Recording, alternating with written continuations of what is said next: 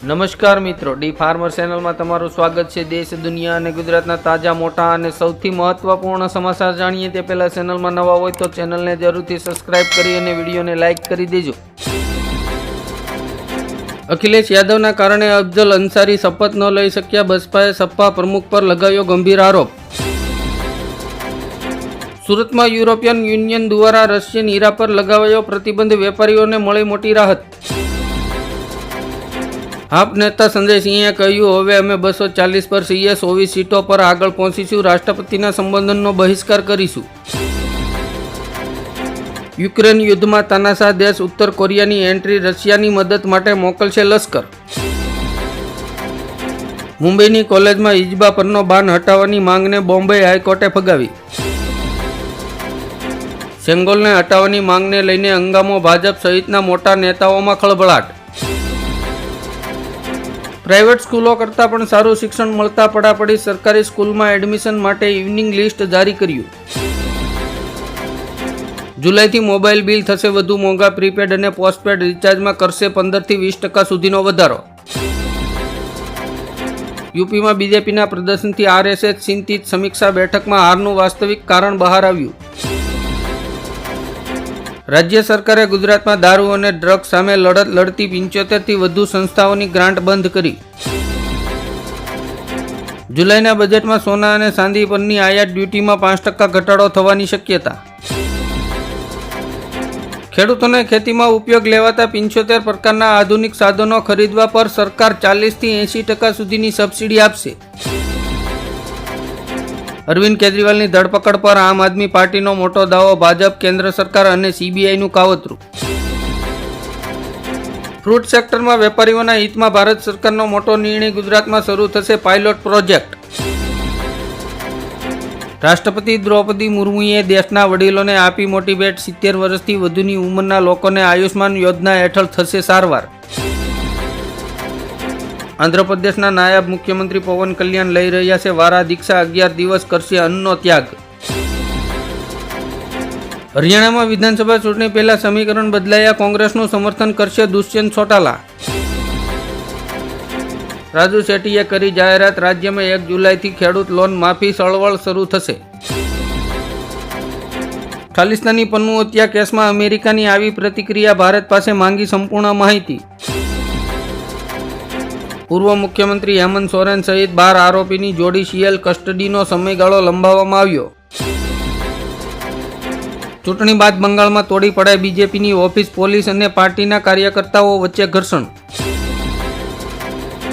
મુખ્યમંત્રી યોગી આદિત્યનાથે કહ્યું, સમાજવાદી પાર્ટીને ભારતીય સંસ્કૃતિ અને ઇતિહાસ પ્રત્યે કોઈ સન્માન નથી।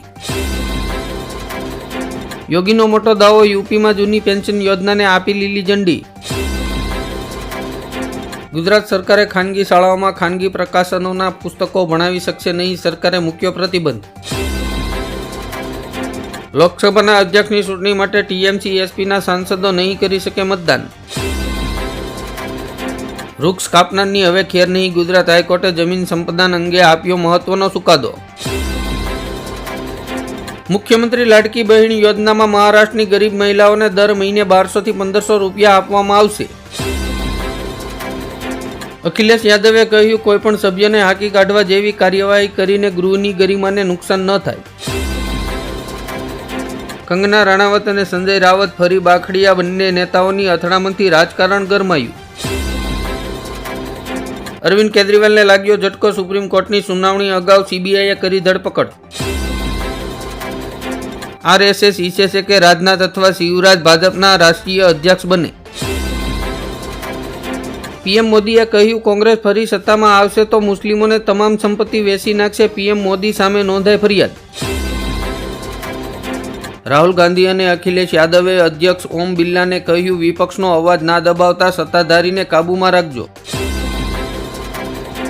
અંબાલાલ પટેલે કરી ભારેથી અતિભારે વરસાદની આગાહી, આગામી 4 દિવસમાં ગાજવીજ સાથે ગુજરાતને ધમરોળશે મેઘરાજા। વીર નર્મદે યુનિવર્સિટીમાં ગોટાળો, વિદ્યાર્થીઓ સાથે અન્યાય, બીજેપીના એમએલએ કુમાર કાનાણીએ સીએમને લખ્યો પત્ર। વિશ્વમાં સૌથી વધુ સ્નાન કરનારી આપણી પ્રજાએ પવિત્ર નદીના કિનારા બગાડી નાખ્યા। ઘરોમાં પણ અનામતની માંગ ઉદ્વે જૂથે કહ્યું 50% મકાનો મરાઠાઓ માટે હોવા જોઈએ. પશુઓને બેફામ અપાતી 2 એન્ટીબાયોટિક દવાઓ પર પ્રતિબંધની તૈયારી. ઓમ બિરલા બનશે એનડીએના ઉમેદવાર. રાહુલ ગાંધીએ રાખી આ શરત, વિપક્ષને ડેપ્યુટી સ્પીકરનું પદ મળવું જોઈએ. સંસદ સત્રના પહેલા દિવસે જ સરકારને મળી મોટી જીત, સામે આવી અર્થવ્યવસ્થાની સારી તસવીર. નીટ પેપર લીક કેસમાં સૌથી મોટો ઘટસ્ફોટ. ગોધરાના 27 વિદ્યાર્થીઓ સાથે થઈ હતી 10-10 લાખની ડીલ. કેન્દ્રીય મંત્રી અશ્વિની વૈષ્ણવે ભારતીય લોકતંત્રના ટીકાકારોને જડબાતોડ જવાબ આપીને સૂપ કરી દીધા. 75 વર્ષમાં ત્રીજી વખત થશે સ્પીકરની ચૂંટણી. રાહુલ ગાંધીએ સ્પષ્ટ કરી વિપક્ષની માંગ. પીએમના ઈરાદા પર ઉઠાવ્યો સવાલ. સ્પીકરની ચૂંટણી પહેલા બીજેપીને મોટો ફટકો. જૂના સાથીદારો હવે વિપક્ષને આપશે સાથ. કેજરીવાલના જામીનનો નિર્ણય ખોટો. એસસીએ ખામીઓને ટાંકીને તેમની મુક્તિ પર પ્રતિબંધ મૂક્યો. મહારાષ્ટ્રમાં હાર બાદ બીજેપીને વધુ એક ફટકો. પૂર્વ મંત્રી સૂર્યકાંત પાટીલ હવે શરદ પવાર સાથે. ઓડિશાના મુખ્યમંત્રી મોહન શરણ માઝીએ કહ્યું, નવીન પટનાયક સરકારે મારી હત્યાનું કાવતરું ઘડ્યું હતું. ગુજરાતમાં અતિભારે વરસાદ સાથે વાવાઝોડાની આગાહી. હિમાચલમાં વાદળ ફાટ્યું. ભાજપના જ નેતાને પોતાના સાંસદોનો ડર. સીધો પીએમ મોદીને પત્ર લખીને મદદ માંગી. ઓવેસીએ લોકસભા શપથ દરમિયાન લગાવ્યા જય ભીમ જય પેલેસ્ટાઇનના નારા. પબ્લિક ટોયલેટનો ઉપયોગ ફ્રી છે, તેના માટે પૈસા ન લઈ શકાય. હાઈકોર્ટનો મોટો ચુકાદો. ગોંડલના પૂર્વ ધારાસભ્ય જયરાજસિંહ જાડેજાના દીકરાના જામીન નામંજૂર. કોર્ટે અરજી ફગાવી. મધ્યપ્રદેશના મુખ્યમંત્રી અને મંત્રીઓ હવે જાતે જ ભરશે ઇન્કમટેક્સ. મોહન યાદવ સરકારનો ઐતિહાસિક નિર્ણય. એલઓસી પર ચીનનો સામનો કરવા માટે ભારતીય સેના રોબોડોગનો ઉપયોગ કરે તેવી શક્યતા. કર્ણાટક રાજ્યમાં દૂધના ભાવમાં પ્રતિ લીટરે 2 રૂપિયાનો વધારો. દરેક પેકેટમાં 50 ml વધારાનું દૂધ ઉપલબ્ધ થશે. મુસ્લિમોને અલગ અનામત મળવું જોઈએ. અજીત પવારને એનસીપીનું સમર્થન. સંસદમાં પહોંચતા ટીએમસી સંસદ મહુવા મોઇત્રીએ ફરી પોતાનું વલણ બતાવ્યું. યુપીમાં હજુ પણ મતદારો ભાજપ પર ગુસ્સે છે. લોકસભા બાદ પેટા ચૂંટણીમાં પણ મોટા ધોબા ઉપાડવાની શક્યતા. હરિયાણામાં ઓબીસી સમાજને સરકારે આપી મોટી ભેટ. નોકરીઓમાં અનામત વધારવાની કરી જાહેરાત. હમાસ બાદ ઇઝરાયેલનો નવો ટાર્ગેટ. પીએમ નેતન્યાહુની જાહેરાતથી લેબનોનથી ઈરાન સુધી મચી હલચલ. હમાસ સામે 8 મહિનાથી ચાલતા ભીષણ યુદ્ધ વચ્ચે ઇઝરાયેલમાં સરકાર વિરોધ ઉગ્ર દેખાવો. પેટ્રોલ અને ડીઝલને જીએસટીના દાયરામાં લાદવામાં આવશે તો 20 રૂપિયાનો ઘટાડો થશે. પેટ્રોલ ડીઝલ 75 રૂપિયા પ્રતિ લીટર મળશે. હિઝબુલ્લાની સામે નેતન્યાહુની મોટા યુદ્ધની જાહેરાત પછી પહેલીવાર તાલિબાની યુદ્ધમાં એન્ટ્રી. લોકસભાના નવા સત્રને આરંભે કોંગ્રેસની પીએમ મોદી અને બીજેપીને ઘેરવાની શરૂઆત. બંધારણની નકલો લઈને કર્યો દેખાવ. સોનાક્ષી જહીરના લગ્ન લવ જેહાદને પ્રોત્સાહન. હિન્દુ ભવાની સેનાએ પોસ્ટર લગાવીને લખ્યું, બિહારમાં ઘૂસવા નહીં દઈએ. દિલ્હીમાં ભૂખ હડતાલ પર બેઠેલા આતિશીનું મોટું નિવેદન, મારું સ્વાસ્થ્ય ગમે તેટલું બગડે પણ હું હાર માનીશ નહીં. અરવિંદ કેજરીવાલની મુક્તિ પર સુપ્રીમ કોર્ટનો ઇનકાર. હવે 26 જૂને થશે સુનાવણી.